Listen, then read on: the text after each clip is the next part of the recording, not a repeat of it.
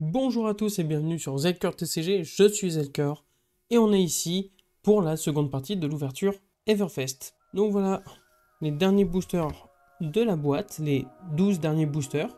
Pour voir ce que je veux avoir comme carte, bon je l'ai dit dans la première vidéo, n'hésitez pas à y faire un petit tour pour savoir ce que je cherche. Et pour l'instant moi je vais vider la boîte, ce sera plus pratique pour la vidéo. Donc les 12 boosters, 12 les 12 boosters, j'ai recompté parce que, bon, bah, c'est moi, je suis jamais sûr de rien. On va les mettre là, et on va tout de suite commencer, on va pas perdre trop de temps quand même. Ce sont des boosters qui me résistent, donc je pense que, à un moment ou à un autre, je vais juste les déchirer comme une brute. On va passer très très vite sur les communes, parce que, bah, on les a déjà un peu toutes vues quand même. Et elles sont pas forcément très intéressantes maintenant que j'en ai dit le plus de choses dans la dernière vidéo. Oh! Et sans prévenir, on a une Majestic Foil Runeblade qui est jouée dans Vint 7 si je dis pas de bêtises.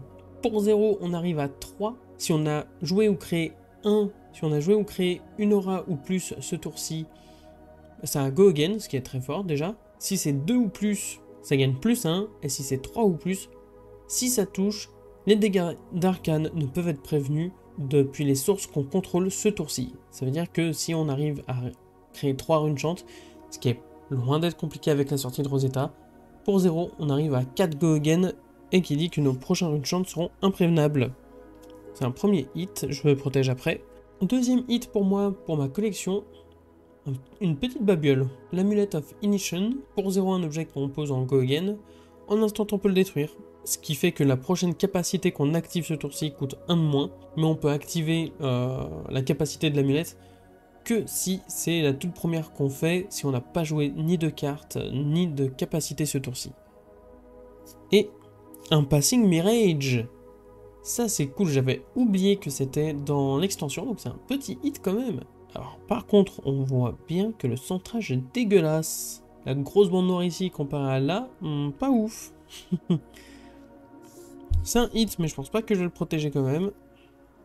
Parce que j'ai trop peu de sleeves pour le protéger, mais ça reste un hit parce que c'est une carte qui est recherchée.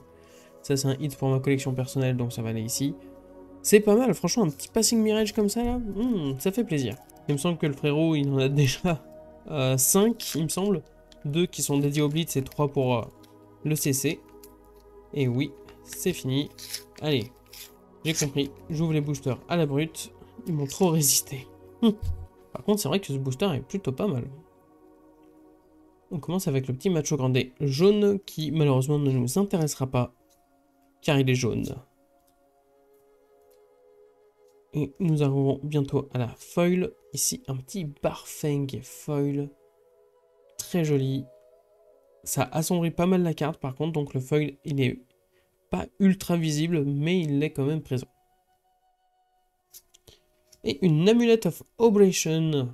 Il me semble que je l'ai déjà ouverte, mais dans le doute, au moins j'en ai une. C'est un objet bleu pour 0 Gogen, on le pose. En instant, on peut le détruire jusqu'à la fin du tour. Les actions d'attaque qu'on contrôle, les cartes d'action d'attaque, pardon, qu'on contrôle, gagnent. Si elle devait mettre dans un cimetière, à la place, on y met en dessous du deck de son propriétaire. Mais on peut l'activer uniquement si une carte est arrivée dans le cimetière ce tour-ci. La dernière carte du booster sera... Oh, nice!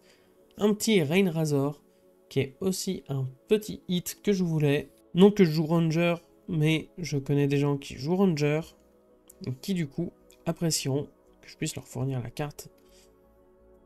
Ce qui est franchement pas mal. C'est un instant, jaune pour 0, toutes les flèches ont plus 2 pour ce tour-ci. Ceci avec un Bolt and Shot, c'est dévastateur. Si on a plusieurs Bolt and Shot, et bah, tous les Bolt and Shot auront Go Again et Reload on Hit. Ce qui est franchement pas mal. Je ne sais pas si elle vaut cher, mais en tout cas, maintenant je l'ai. On va avoir un petit Seismic Steer pour créer des Seismic Surge. Mais carte qui sera pas jouée parce que bon, pas très fort. Par contre, on a des Whale Red et des Barfeng pour KO en veux-tu en voilà. Là, ça peut être plutôt cool.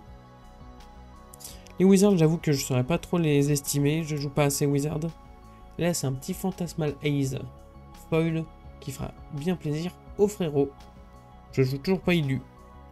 Nice! Une nouvelle babiole, Potion of Seeing. On peut en instant la détruire pour regarder la main du héros ciblé. Par contre, on n'a pas de go again sur la potion. Sachant que ce que j'appelle babiole, pour ceux qui n'étaient pas là pour la première vidéo, c'est tout ce qui est potion, talisman, amulette. Et un high roll, c'est sympathique. Pour 0, on intimide avec une action go again. Et si on a eu comme résultat d'un dé 4, 5 ou 6 ce tour-ci, on intimide 2 fois. Ce qui est vraiment très cool. Allez, j'essaie d'ouvrir, voilà. Ah, même quand j'essaie d'ouvrir comme une brutasse, ça me résiste. Hein. Et on continue avec un Phantasmal Haze. Les Barfang, les connaissances Mirage, tout ça on connaît. J'en ai même lu quelques-unes, il me semble. Et là, il me semble que c'est la foil qui nous attend. Je vais essayer d'avoir un meilleur focus. Un Seismic Steer. Pas joué, mais le foil est très chouette. Oh, nice! Un nouveau talisman. Talisman of Crémation. Encore un objet qui se pose gratuitement et qui a Gogen. En plus, il est bleu, donc c'est plutôt cool. Quel est son effet? Quand on joue une carte depuis la banish zone, on peut le détruire et on nomme une carte. On bannit toutes les cartes avec le nom choisi depuis le cimetière du héros adverse. Ah, depuis chaque cimetière du héros adverse. C'est franchement pas mal. Et on a un Runeblood Incantation. C'est la première qu'on ouvre, celle-ci en plus. En jaune, pour 1, c'est une aura qui a Gogen, qui arrive avec 2 Verse Counter. Et au début de notre phase d'action, on lui retire un Verse Counter pour créer un Runechant. Et s'il n'y en a plus, on le détruit. C'est pas mal. C'est une rare. Je viens de capter qu'on a ouvert quand même pas mal de babioles dans nos rares. C'est cool ça. Ma collection de babioles grandit à vue d'œil. Et ça, j'aime bien. Allez, booster suivant. In the Swing, dont j'ai besoin si je veux faire Hatchet, comme je vous le disais. Donc c'est plutôt cool d'en ouvrir le plus possible en couleurs différentes quand même, parce que bon, si j'ai 4 rouges, je ne sais pas quoi en faire. La feuille sera un Coalescence Mirage. Oh, le foil est vraiment joli. Et ça ira pour le frérot aussi. Un Smashing Gun Time que j'ai déjà eu dans la vidéo d'avant. Et c'est le premier que j'ai en rouge. Comme ça, j'ai les 3 couleurs, c'est très cool. Et un Release the Tension, qui est une bonne rare. Franchement, une bonne rare. Je ne vous l'ai pas lu dans la dernière vidéo. Vous avez le plaisir que je vous la lise ici. C'est une action Ranger pour 0 en Go Again, qui est un boost à plus 3 sur une flèche, donc classique, et qui dit que les réactions de défense ne peuvent être jouées depuis l'arsenal sur ce maillon de chaîne. C'est plutôt cool. Ça permet d'éviter un peu les trop grosses protections, donc on prend. On continue avec un Blade Runner dont j'ai besoin aussi, donc pour l'instant, les cartes guerriers que j'ouvre, c'est toutes les bonnes. Après, c'est vachement de communes aussi que je cherche. La foil sera une Runeblood Incantation, une autre, avec un foil ultra discret et qui assombrit énormément la carte. Pas le plus beau foil que j'ai vu pour le coup. Oh! J'ai une Majestic à la place de la première rare, c'est chelou. Mais, bingo, je sais pas ce que ça fait, c'est une attaque à 5 pour 1. Quand ça touche un héros, il révèle une carte de sa main. Si c'est une attaque action card, ça a Gogen, sinon il nous fait piocher. C'est vraiment cool. Et j'ai plus de sleeve transparente, donc je vais trouver. Et derrière, c'est une rare, donc les slots ont été inversés, chelou. C'est High Roller, donc on l'a déjà. Ouh, par contre, on peut voir la différence entre la rouge et la bleue, que je trouve sympathique. La rouge, on intimide 2 fois sur un 4, 5, 6. Et la bleue, alors quand le focus se sera fait, uniquement sur un 6. C'est sympa. Ok, j'ai trouvé des sleeves. C'est pas les sleeves, les perfect size, tout ça. Mais au moins, mon bingo sera protégé. Je pense pas que ce soit joué parce que l'effet est au choix de l'adversaire au final. Je suis pas sûr que ce soit fort. Mais bon, ça fait une Majestic en plus. En plus, un slot qu'on n'attendait vraiment pas. C'était vraiment une surprise pour le coup. Je pense que bingo sera jamais joué d'ailleurs. Un petit Macho Grande bleu. Lui, il est un peu plus cool déjà que les autres. Parce qu'il est joué, déjà. Et c'est pas pour rien s'il est joué. Oh, un petit Seismic Surge. Ça aussi, je vais le mettre de côté pour le frérot. Un Timidity Point.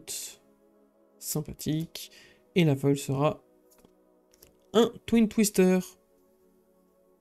foil. J'en avais déjà un, mais c'est dans un ancien booster d'Everfest que j'ai ouvert, je pense.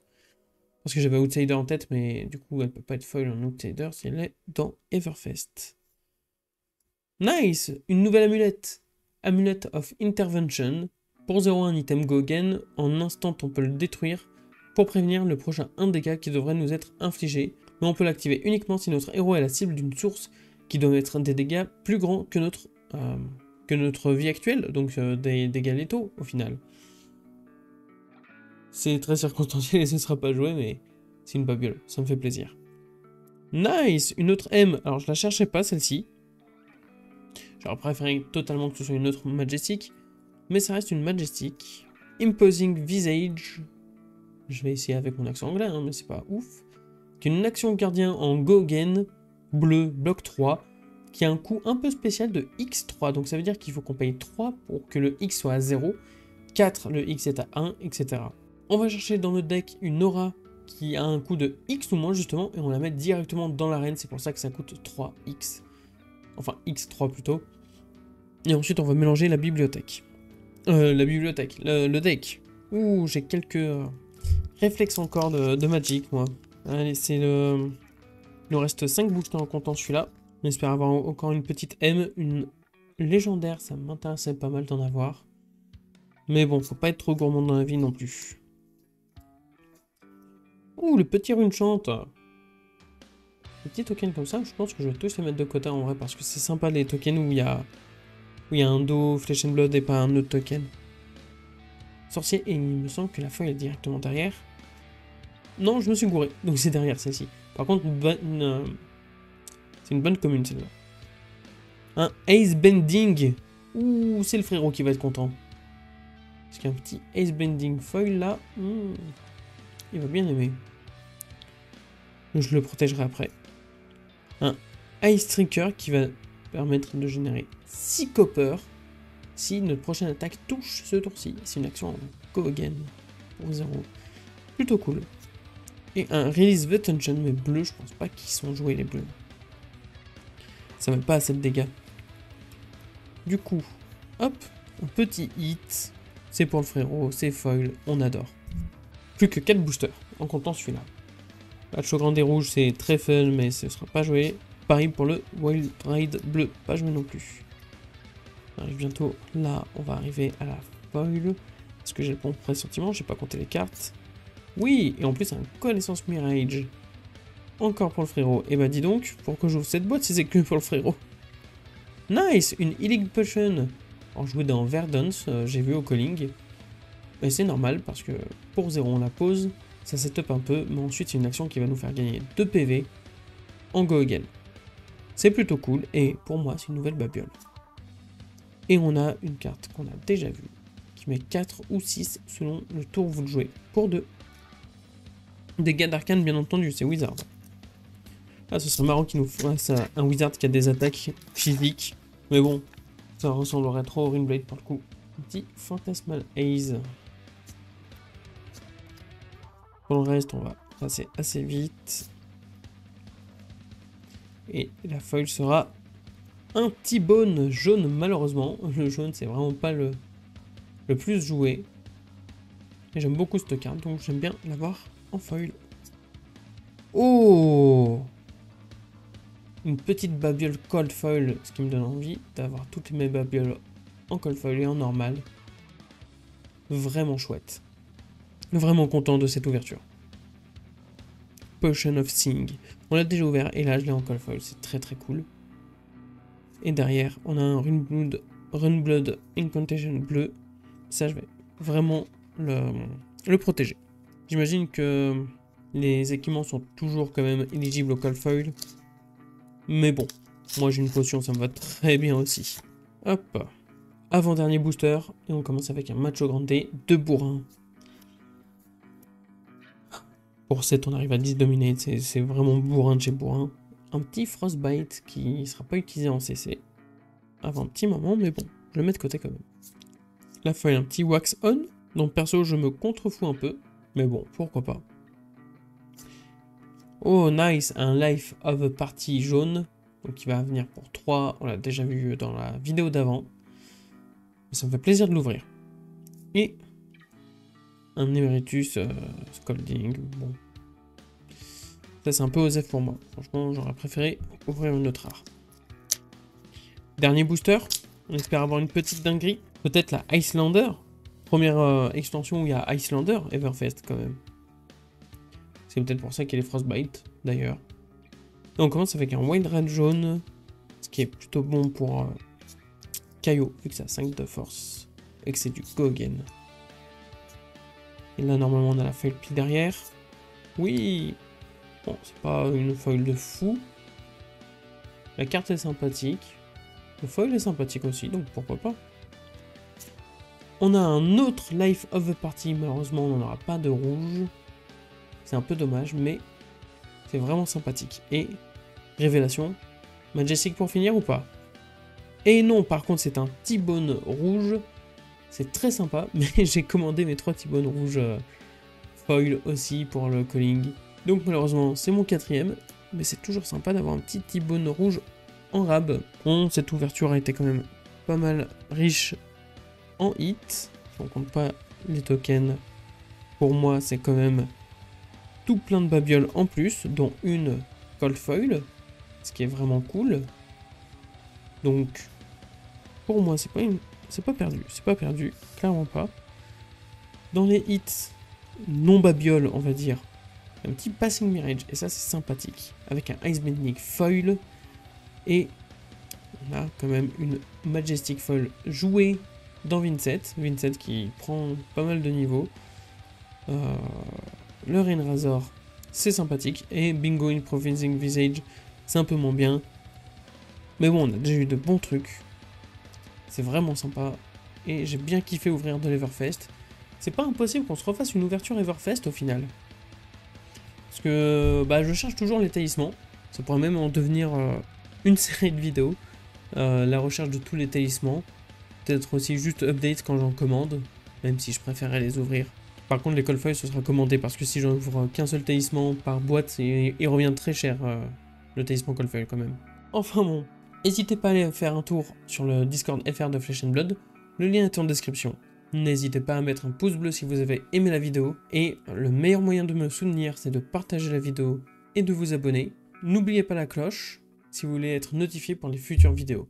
Sur ce, moi, je vous quitte ici. Je vous donne rendez-vous dans la prochaine vidéo. Ciao!